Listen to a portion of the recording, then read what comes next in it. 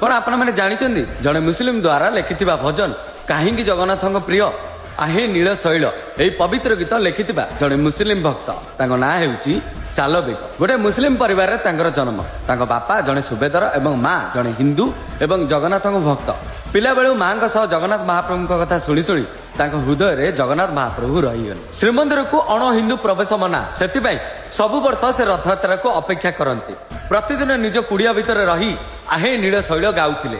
गोटे वर्ष वृंदावन फेरिला परे तांको देह अत्यंत असुस्थ होगला से आ रथयात्रा को जापारे ना से निज हृदय महाप्रभु को प्रार्थना कले जे महाप्रभु गोटे थर आपण दर्शन मत दिंतु। से समय है किसी चमत्कार महाप्रभु रथ सालबेग कुड़िया सामने अटकी गला जेते चेष्टा कला परे भी रथ गोटे इंच आगु को गड़िला नहीं। राजा तुरंत पहुंची महाप्रभु आगे प्रार्थना कले जे मणिमा कौटी आम सेवार त्रुटि रहीगला जे रथ गोटे इंच आगु को गड़ू ना।